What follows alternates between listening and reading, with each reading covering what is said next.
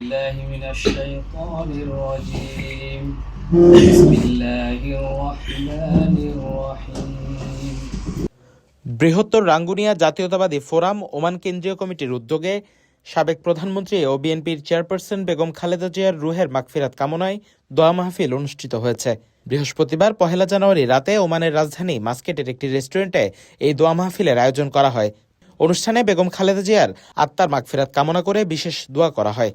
দোয়া মাহফিলে সংগঠনের সহসভাপতি জামাল সরফির সভাপতিত্বে এবং সাংগঠনিক সম্পাদক আব্দুল আল মামুনের সঞ্চালনায় প্রধান অতিথি হিসেবে উপস্থিত ছিলেন রাঙ্গুনিয়া জাতীয়তাবাদী ফোরাম ওমান কেন্দ্রীয় কমিটির সাধারণ সম্পাদক মোহাম্মদ আলী আসগর রানা। এছাড়াও উপস্থিত ছিলেন সহসভাপতি আবু বকর সিদ্দিক, মোহাম্মদ আক্তার, মোহাম্মদ আবুল কালাম মুরাদ, সিনিয়র সাধারণ সম্পাদক মোহাম্মদ পারভেজ, দপ্তর সম্পাদক মোহাম্মদ আক্কাস, সহ দপ্তর সম্পাদক মোহাম্মদ রুবেল, সহ অর্থ সম্পাদক মোহাম্মদ আনোয়ার, সহ আপ্যায়ন সম্পাদক মোহাম্মদ নুরুল ইসলাম সহ সংগঠনের অন্যান্য নেতৃবৃন্দ। অনুষ্ঠানে পবিত্র কোরআন তেলাওয়াত করেন সংগঠনের সহসভাপতি মোহাম্মদ আবু তৈয়ব। এ সময় দোয়া ও মোনাজাতের মধ্য দিয়ে অনুষ্ঠানের সমাপ্তি ঘটে।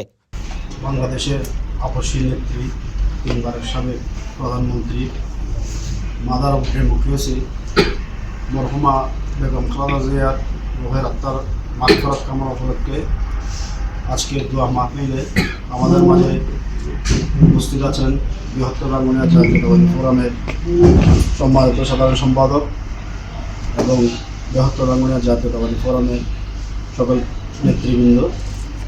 এই পর্যায়ে আমাদের মাঝে দোয়া মাহফিলের জন্য পবিত্র কোরআন থেকে তেলাওয়াত করার জন্য আমি উদারতা আহ্বান করব আমাদের বৃহত্তর রাঙ্গুনিয়া জাতীয়তাবাদী ফোরামের সম্মানিত সহসভাপতি প্রিয় সহযোদ্ধা তৈব ভাই।